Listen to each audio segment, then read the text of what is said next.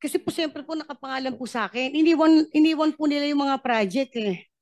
Ano pong mga projects yun? Naalala niyo po? Katulad po nung, Kahit yung ilan lang. katulad po ng PL. Nung binisita po ng mahal nating Pangulo. Sa inyo po yun. Sa akin po yun eh. So, sila din po ang gumawa nun. Sila po, Your Lisensya Honor. lang kayo? Lisensya lang po yung akin doon, Your Honor. So, pinababalikan nila para kung i-inspectionin ay may maipakita. Tama Yes ba? po, Your Honor. Katunayan nga po eh. Siya, tinawagan ko po siya noon, sabi ko, dahil nakita ko po sa TV na nagpunta po ang ating mahal na Pangulo. So tinanong ko po si Engineer Bryce, kala ko baka ako ginagawa niyo yung proyekto, inaabutan, yun nga nakita ko nga po, ako po yung tinuturo. Siyempre po ako po yung umiiyak sa kanya, bakit po hindi nila tinapos yung proyekto? Ang sabi niya po, may gawa na daw po sila doon. Actually po, pinakita po sa akin yung picture eh. Eh ito Eka, nagawa na namin na iba lang yung coordinates na ibinigay sa kay President daw po. Tapos after po noon, pinagawa po niya yung proyekto. Gumagawa pa rin po doon yung taong inutusan niya. Kaya lang po nitong ano po, pinatigil na po yun nung LGU. Hindi na po pinagawa yung taong inutusan po nila doon. Engineer Bryce, Engineer JP, ano masasabi niyo sa sinasabi ni Ma'am Sally na pinagawa niyo raw po para may ipakita?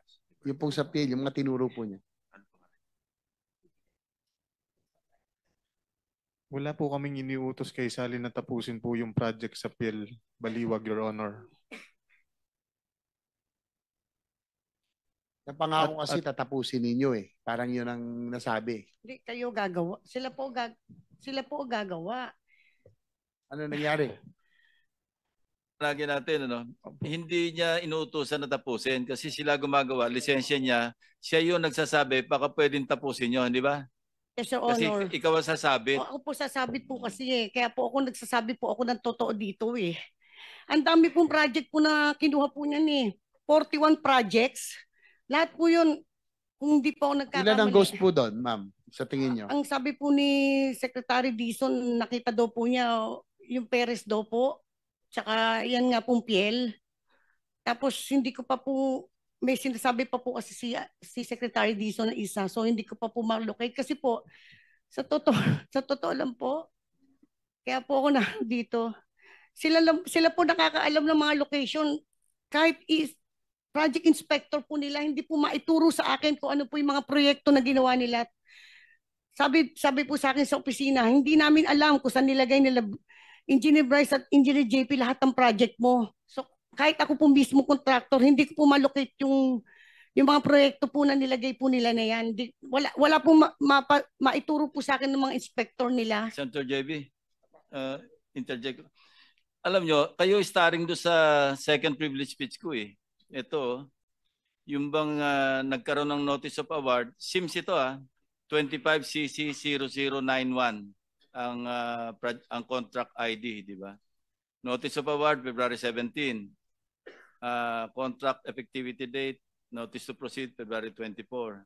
Yan. Tapos nag-progress billing na kagad.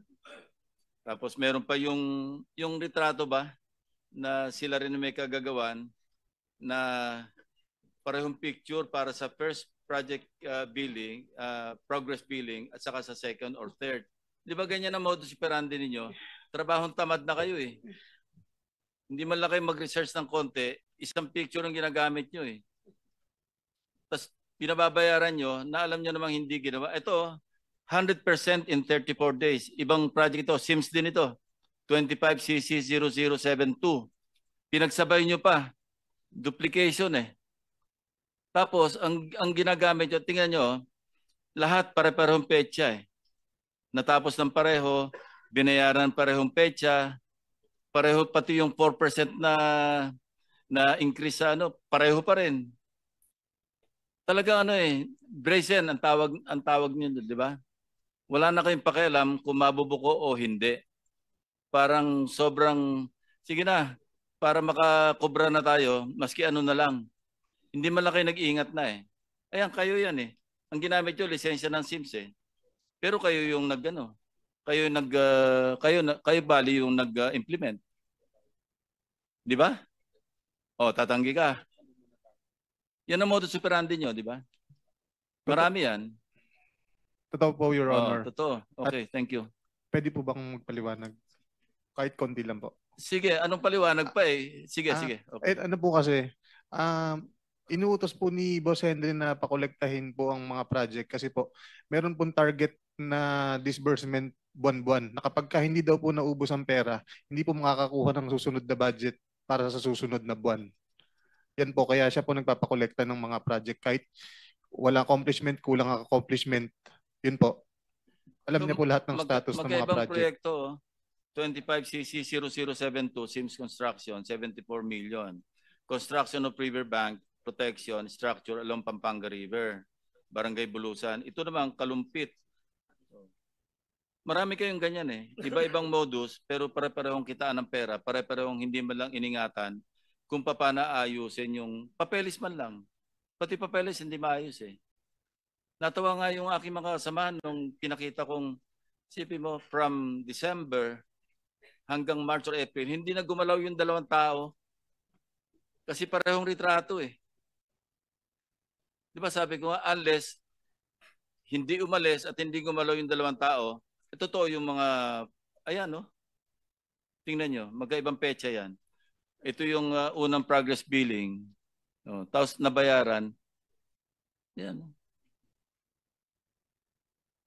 Alam nyo ba yan o pinapaubayan nyo na lang kung kanino, kaya hindi nyo na na-supervise. Pero kayo, pirma kayo ng pirma ng SWA.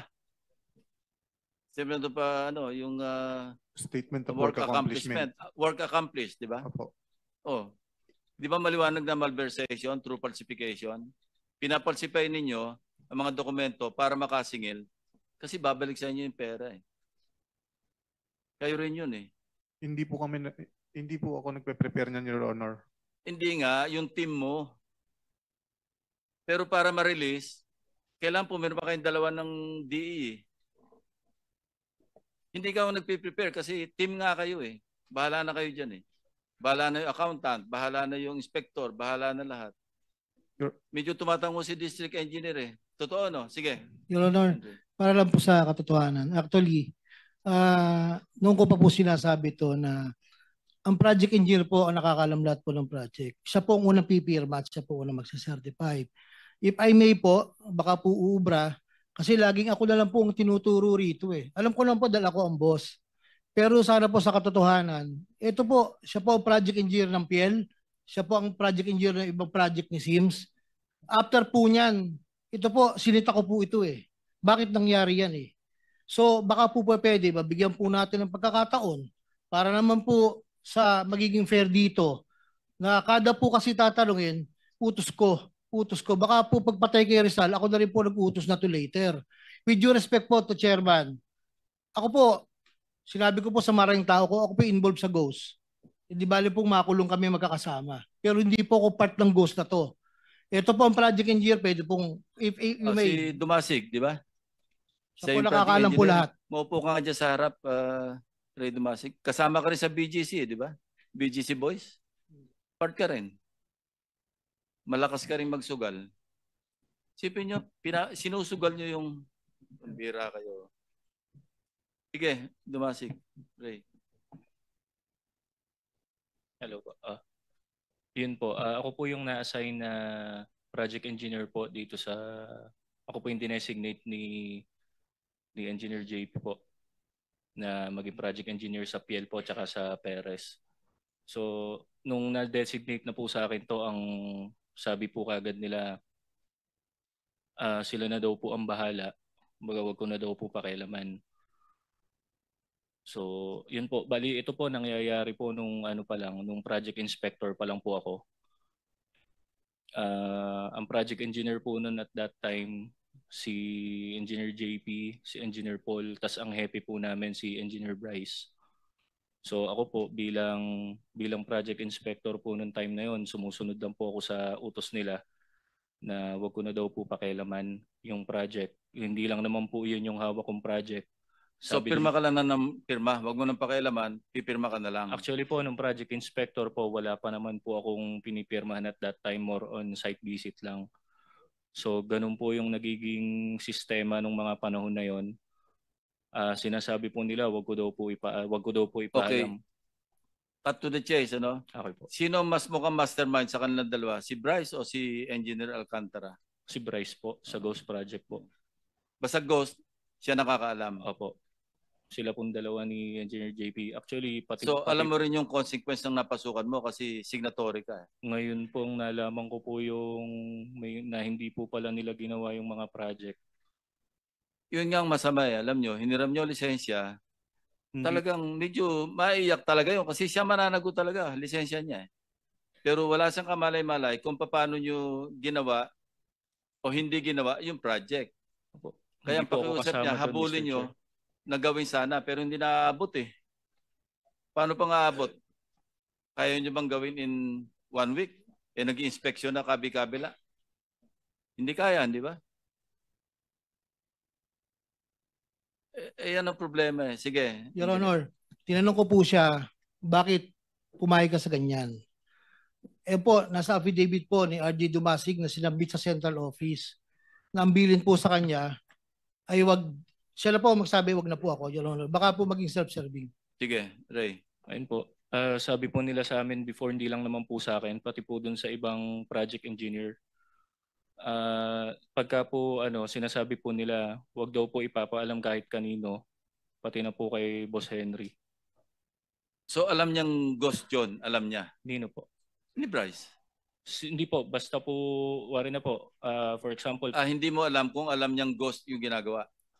Kasi po, wari na po may isang project po nung time na 2022 or ito na lang pong PL para po na-prove na po na Ghost project to. Yun po, sinasabi po nila na wag na po namin pakialaman. Ako po yung inspector, pati po yung materials engineer. So kami po, tulad nga po nung sinabi ni Ate Sally kanina, hindi po namin alam yung location ng project. Kasi po hindi lang naman po ito yung hawak kong project. Excuse me, no? Okay po. Minsan pa meron pa kayong ginagawa na hiniram ng lisensya, papakitaan nyo pa ng project sa ibang grid coordinates. Ililigaw nyo pa yung may-ari ng lisensya. Hindi, natapos yan. Ito, actually, ligaw yung contractor kasi sa kanya lang malaman, iba yung tinuturong project na natapos. Yung project na ginapit ng lisensya niya, actually hindi ginawa. Meron pa kayong ganun eh. Ewan ko po sa kanila po. Yun nga, alam nyo, yung knowledge ko at saka ng team ko ng baha, mas malalim pa sa baha sa Bulacan. Kaya kanina ko pa kayo wina-warningan eh. Sige, Henry. Your Honor, kaya ko po na-discover yan, kaya ko po pinatatawag si Engineer JM. Actually po, ako po nag-utos kay JM na bakit hindi nyo makita yung project. Si JM po JM ay... is JM Ramos. Opo. Okay. Dati po siyang project engineer po sa planning section po, no? Sabi ko, para ma-verify nyo talaga kung talagang naandyan yung project, yung tao ng construction na in charge, project inspector, saka yung tao mo, puntahan nyo. Kaya po nalaman po yan nung una, may pinuntahan po silang project somewhere in Bustos. Itinuro po nung tao nila, Plaridel po yata, I think Plaridel or Bustos. Tinuro po, ito yung project. Sabi po ni JM Ramos, hindi yan, ako project engineer last year dyan eh. So doon po nagsimula mag-report sa akin si Engineer JM So po. kinukonfirm mo yung sinabi ko na tinuturo doon sa may-ari ng lisensya ibang proyekto para maipakita ang ginawa nila. Yes, Your Honor. Katunayan po, kahit po na itong huli na pinipilit po nila na ipagawa po, hindi rin po maalaman ng mga inspektor kung saan po talaga yung project po, Your Honor. Alam nyo kung yung galing nun yan, ginawa nyo sa mabuti, walang baha sa Bulacan. Hindi nyo ba naisip yun? Ang gagaling nyo, pero kung sa mabuti nyo ginawa, hindi binabaha yung mga kababayan nyo. Kababayan nyo pa naman, taga Bulacan kayo, di ba? Oh. Sige, Senator JB. Siguro tuloy na natin, Mr. Chair. Kanina, nung wala ka pa, Engineer JP, inamin naman ni Engineer Bryce na meron naging ghost projects. Hindi mo ba, ikaw ba inaamin mo na nagkaroon ng ghost projects under your district engineering office? Kasi kayo tinuturo eh. At JP, Engineer JP. Nung nabalita na po sa TV, nung ko Doon po, mo lang nalaman? Apo. Pero ang sabi ni Sally, kayong dalawa, di ba, nung isang nakalang hearing, bago pa mag-assume si Chairman Lacson, kayong dalawa tinuturo ni Ma'am Sally, nakausap niya po doon sa mga projects na supposedly, ang alam niya ginawa, pero hindi niyo ginawa. Hindi. Katulad nga po nung sinabi niya, tinawagan daw po niya ako nung last nitong September, hindi naman kahit buksan po yung cellphone niya, hindi po kami nagkakausap. Di po, kinuha. Ma'am Sally, di ba, kausap si Bryce tapos pinasa lang sa kanya? Tama? Opo. Yes, Your Honor. Mr. Chair, with the indulgence of Senator JV, kanina po tayo pinapaikot-ikot naman itong si JP Mendoza. Magkakasabwat naman. Tinuturo ka ni Ma'am Sally, nakasabwat ka dyan. Tinuro ka na nung Engineer RJ Dumasig, nakasama ka pati si Henry Alcantara, tinuturo ka, kasama ka dyan. At ngayon sasabihin mo sa'yo, wala kang alam, nalaman mo lang sa TV. Nagsisinungaling ka na naman, di ba? Na nanumpa ka kanina na you will tell, kailan ba yon? You will tell the truth, the whole truth, nothing but the truth. Ngayon, nagsisinungaling ka. Mr. Chair, may I suggest that this committee will ask this person to show cause why he should not be cited for contempt because of lying before this committee, Mr. Chair. Sige, we're waiting for your explanation.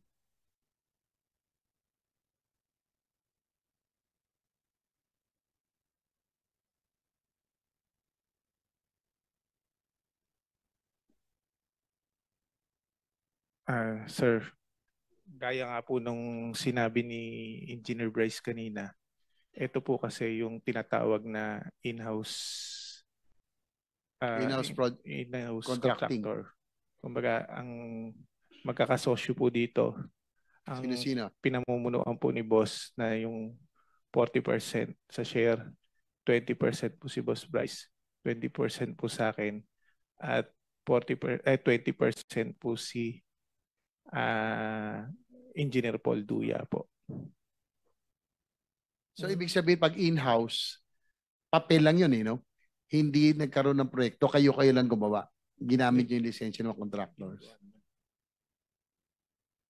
Hindi naman po sinasabing ghost. Hindi siguro lahat. Hindi naman lahat ginagawa ghost, pero naman merong po. pang sports, yung sinabi ko, at merong pang pamilya. Yung pang pamilya, yung para may ipakita, yung pang sports, yun yung talagang lahat kinukubra. Tama ba? Hindi naman po, sir. Kumbaga, yun naman po, tuloy-tuloy naman po yung ginagawa. Minsan, di ba sa laki nga po ng obligasyon, kaya minsan ito lang yung inaabot na trabaho. Kasi kung makikita nga po natin sa breakdown, 25 to 30 ang sa proponent, babawasan ng tax ng 7%, mag-ESOP sa opisina ng 8.5%, magbibidding ng 6%, may bayad po sa testing ng 1%, magro-royalty ka pa po ng 3%, may overhead ka pa po. Kung tutuusin nyo po, parang nasa... Ilan yung total? Wala nang natira. Parang nasa 22 point something na lang po yung matitira sa... Kaya kayo project. nag-ghost. Kasi hindi na kayang ma-recover. Tama ba? Ay sasabihin yata si Engineer. Your Honor, if we're going to compare po, let us just try to compare. Bakit po yung mga ibang contractor na hindi under ng SIMS, hindi under ng Wawaw, natatapos po ang project? And yung mga project lang po yon, ang naka-assign na project engineer, hindi po nila mga bata yon. So just let's be factual po. I'm really asking the Honorable Chairman po. Ang dami pong contractor doon na gumagawa, bakit po natatapos po nila? Ibig po sabihin, kung sinasabi po nila yung mga dahilan ay ganun, ang dami pong contractor na nakatapos po ng project ng maayos po. Tanging yung lisensya lang po ni SIMS, ni Wawaw, meron naman pong project po si Wawaw na sarili niya po, natapos naman po niya. Yun lang po yung point ko rito. At kung sinasabi niya po nakasama nila ako dyan, pero Honor, sabi lang po ng project engineer na ibinibili na wag sasabihin kahit kanino at lalong-lalo po sa akin. Paano po, lagi na lang po kasi gano'n, Your Honor, medyo pasensya na po kayo Gusto ko po talaga lumabas ang katotohanan dito na yung mga ghost project na yung pinag-uusapan po natin kung sino po talaga ang pasimulo dyan. Salamat Chair, po. if I may, with the indulgence of Senator JB, ang problema sa iyo kasi, Mr. Alcantara, ikaw yung hepe. Tama? Dapat ini-inspeksyon mo. Pangalawa, kung mo sabihin wala kang kanalaman, yan doon ka sa limpak-limpak na pera na iniimpake. Sana tinanong mo saan galing ito mga iho. Napakarami naman. Kung mo sabihin hulog ng langit yung pera na yon. So it must have come from somewhere. It must have come somewhere na illegal. Kaya napakadaming pera. Kaya wag mong sabihin at wag kang magmamalinis dito na sila lang, puro sila din naman. Well, man, ikaw yung hepe. Dapat doon pa lang kagad nakita mo na napakaraming pera. You would have stopped them. At maging itong si Dumasig, wag ka magpa-santo-santo yung mukha dyan. Ano ka, tanga? Engineer ka? Hindi mo man lang sinumbong sa proper authorities? May chain of command, merong tumahimik ka muna dyan, Bryce Hernandez, wag ka muna sumasagot-sagot. Ikaw, Dumasig, you could have went to Metro Manila sa office ni Secretary. Unless kasabwat din ninyo ang Secretary. O kung wala ka ng tiwala, doon kay RD. Nagsabwatan kasi kayo. Dahil kumita kayong lahat. Kasama ka sa kasino eh. O, pinikit mo na rin kasi ang mata mo. Nasaan yung social responsibility, moral responsibility mo sa bayan na ito? Nanumpa ka pa? Alam mo, Mr. Chair, dapat tanggalan ng lisensya ito ng Philippine Regulatory Commission, ng PRC, ito mga ito. Conduct unbecoming. Nanumpa pa kayo. And, Mr. Chair, I think, and I with the indulgence of Senator JB, I will not buy the explanation of Engineer JP Mendoza, Mr. Chair. Therefore, I would suggest that we cite this person in contempt, Mr. Chair. Any objection? Hearing none, the motion is approved.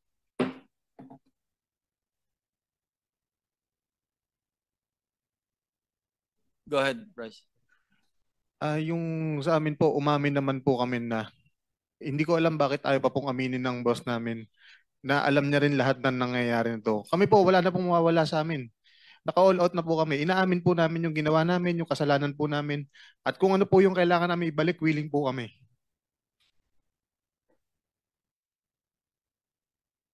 Hindi nyo pa sinasabi kung sino yung lahat yung mga proponents, sino yung pass-through, sino eh. Kulang pa yung inyong salaysay eh. Your Honor, sabi ko nga po, wala pa lang po akong hawak na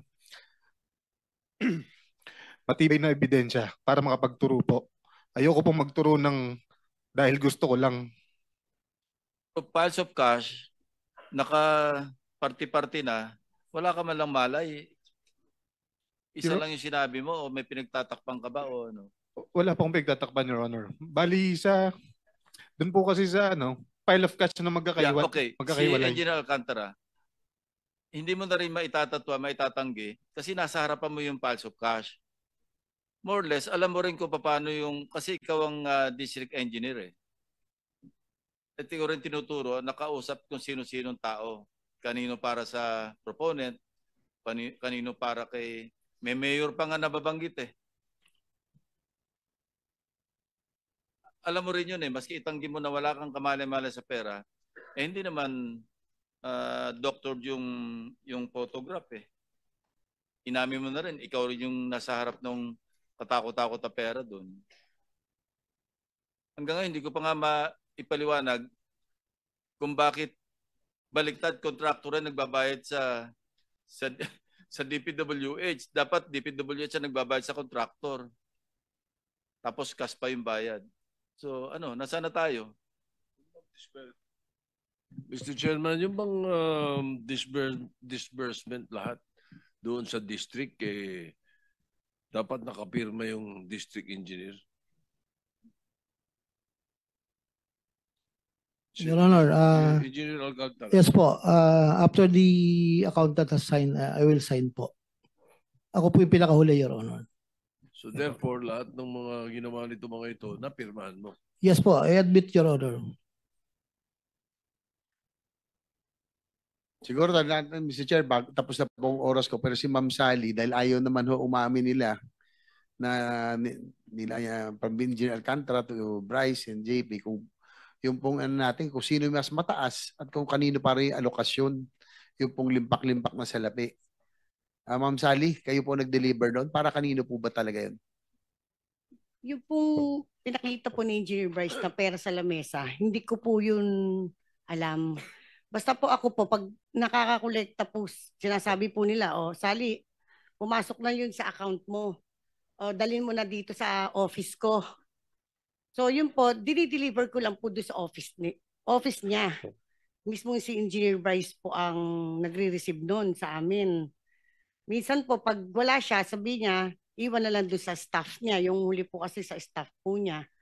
O kaya naman po, pag minsan, pag wala po siya, dalhin daw po sa bahay nila sa Santa Maria. So, nagdadala din po ako doon.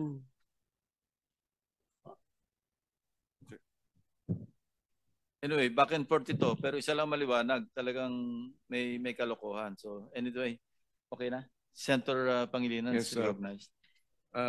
Kay Ginoong Alcantara, ikaw ang huling pumipirma, tama? Yes po, Your Honor. Bago ma-release yung pondo? Or Yes po. May tinatanggap ka bago ka pumirma? Wala po, sir. Yung po kasing LDAP na dokumento, dumadating lang po sa office ko yun. Marami po yun, Your Honor. Basta po nakapirma yung accountant, it means na okay na po yun. Pinipirmahan ko na po. So ibig sabihin, sinasabi mo ngayon na sa bawat pirma mo, hindi ka tumatanggap? Yes, Your Honor po. So, automatic, pag dumating pong papel, pinipirmahan ko po yun, Your Honor. Hindi. Basta hindi ibig sabihin dun sa pagpirma mo, wala kang, walang ibinibigay sa'yo. Pero ikaw ay pipirma nung final, anong tawag doon? LDAP po, LDAP. LDAP. Yes po, Your Honor. Na walang kapalit. Wala naman po, Your Honor. Saan galing yung pinagsusugal mo? Kung walang kapalit yun. Your Honor, ako naman po ay matagal nang nagtatrabaho. May ipon naman po ako. At nakadeklara po sa alin ko. May restaurant naman po ako at may hanap buhay naman po. Huwag ka na pumunta sa salin, lalo ka madidiin. Hindi po, opo. Hindi sabihin Kasi po, yung restaurant lang po. Ang cost to chips mo nga, 1.4 billion, 1.428 billion to be exact, over a period of 3 years. Your Honor, kung papayagan ang salin mo, 150 million, kung 150,000. Papayagan niyo po kung doon sa chips po na sinasabi niyo po.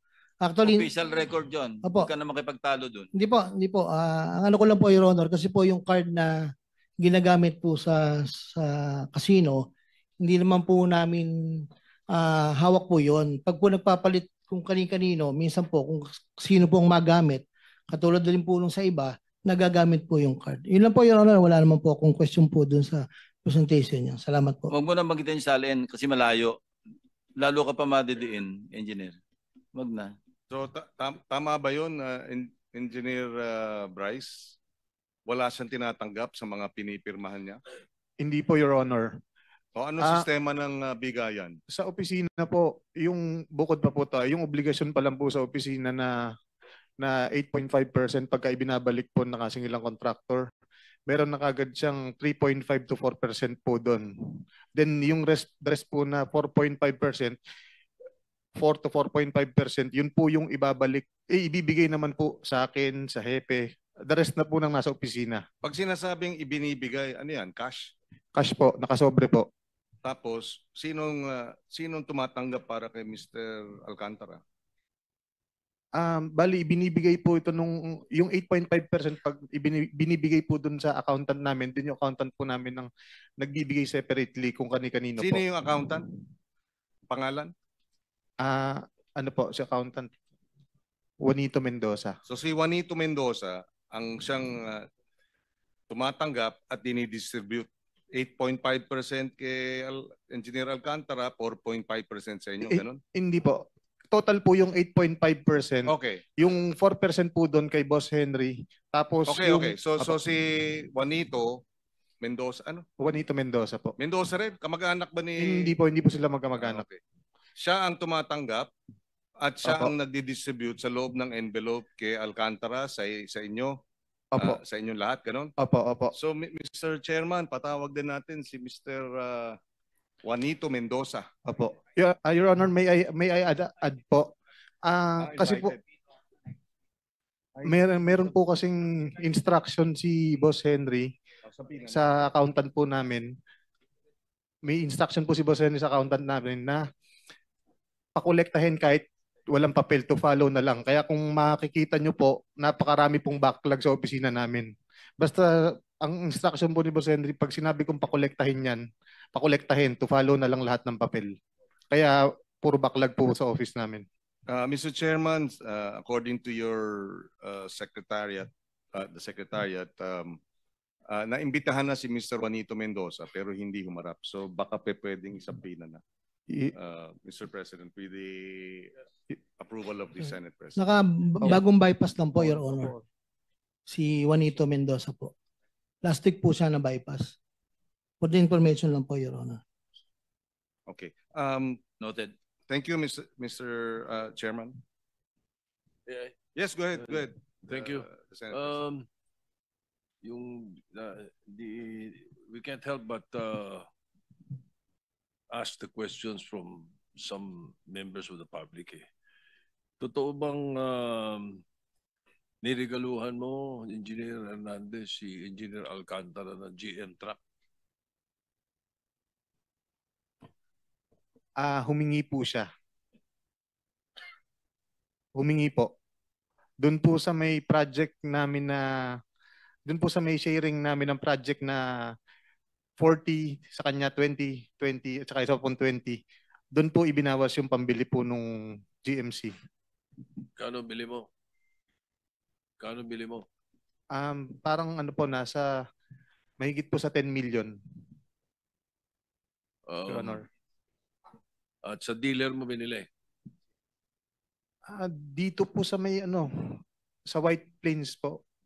Doon po malapit Your Honor. Bandang sa may Katipunan po. Alright. Hindi kaya itago no? Yung mga ganun. Nakita nyo. Hindi maitatago Okay. Ano nangyari dun sa August 3 confrontation nyo? Pinatawag po kami ni Boss. Meron po akong sinulat. Okay lang po babasahin ko na po.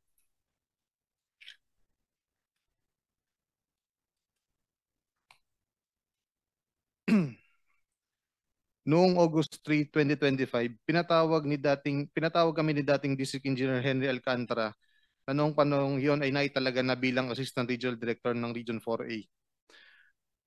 Ang buong opisina upang pag-usapan ng issue ng flood control projects sa aming distrito. Nagulat na lang po kami ng kaming dalawa ni Engineer JP Mendoza na pinapaako po sa amin dalawa lang ni JP Mendoza ang problema sa mga flood control projects. Siyempre po hindi po kami pumayag. Doon po nagsimula ang paninira at pagdiin sa amin sa mga anomalya. At pinalalabas si D. Alcantara na kami lang ang mastermind ng lahat at wala siyang alam. Tinakot pa niya ang mga kasama namin sa opisina na kapag hindi kumampi sa kanya, idadamay niya sa amin dahil pinapalabas niya sa kanilang lahat na hawak niya raw ang ebidensya para madamay sila. Kaya sila napilitang kumampi kay D. Alcantara para kami na lang ang idiin nilang lahat. Kumbaga kami po ang sakripisyo. Yung ibang empleyado naman po na kumampi sa kanya dahil sa utang na loob. Tulad po ni Engineer RJ Dumasig na nilagay ni D. Alcantara sa posisyon ng kanyang asawa bilang isang permanent. At ngayon po, ginawa na rin pong hepe sa Bulacan 3rd Engineering Office. At si Engineer RJ Dumasig po ay tinulungan din at si Justin Nuevo, tinulungan po sila ni Engineer Henry Alcantara para maging makakuha po ng permanent item sa opisina po namin. Noong nagsimula na ang Senate at Congressional inquiries kung saan naglahad na ng statement si D. Alcantara, naging malinaw na sa amin na kami nga talaga ang ididiin ni D. Alcantara na mastermind ng mga anomalyang ginawa niya sa aming opisina. Minarapat namin magpunta sa Senate inquiry noong September 8, 2025 upang bigyan linaw ang mga issue na aming kinakaharap. sa kasawiang palad, hindi kami nabigyan ng sapat na pagkakataon para magpaliwanag ang aming nalalaman. Bagkus parang kami ang naging primary suspects at sa ginagawang investigasyon. At ito nga po ay nauwi sa pagkukontempt po sa akin. Okay, hindi. Tinatanong ko lang ano nangyari sa August 3 na confrontation eh. In, Okay. Nasaan anong role dito ni Engineer Bernardo? si Boss Henry po, matagal na pong kasama ni Boss Henry si Boss Yusek Robert Bernardo. Yusek na, Yusek. Opo. At base po sa sinabi ni Boss Henry sa akin, si Yusek Robert Bernardo po ang nagmamanipulate na ibang senatorial funds po na bumababa sa aming opisina. Nasaan si Yusek Bernardo? Wala po akong idea, Your Honor. Engineer Alcantara, you were raising your hand. Go ahead. Your Honor, sinasabi niya po na tinakot ko yung mga hepe. Actually, they have submitted their affidavit in central office on what happened on August 3 po. No? Personally po, pinatawag ko po talaga sila upon the report of J.M. Ramos. At hindi po totoo na tinakot ko po yung mga tao. Actually po, they have the affidavit po, and kung pwede po, Mr. Chair, Your Honor, pwede po natin silang tanungin kung sila po itinakot ko. Ang sinasabi ko lang po sa kanila ay magsabi ng katotohanan during kung ano ang nangyari sa meeting na ako galit na galit sa dalawa, at sinabi ko po sa kanila, aminin nyo sa kanila na ako hindi involved dyan. Yun po ang magpapatunay, Mr. Chair, Your Honor. Andiyan po si Ernesto Galang, Ruben Santos, J.M. Ramos, sila po ang makapagpapatunay. Hindi ko po sila tinatakot po. Andiyan po si Accountant June na sila po yung umamin tungkol po sa Ghost Project. Wala pong katotohanan ng pagtatakot po kasi po kahit ano po gawin ko doon, kung ayaw naman po nilang mag-explain na affidavit, hindi po nila gagawin yun kasi madadamay po sila. Sasawsaw pa po ba sila sa senaryo na to? I-release pa po ba nila yung kanilang sitwasyon? Yun lang po, Your Honor. Andiyan po yung mga tao, pwede po natin silang ipatawag para po makapagsabi na wala pong takutang nangyari po rito, Your Honor. Yun lang po, Mr. Chair. Salamat po. Thank you, Mr. Chairman. We will take note of the recommendation. Go ahead. Net, balikan ko lang yung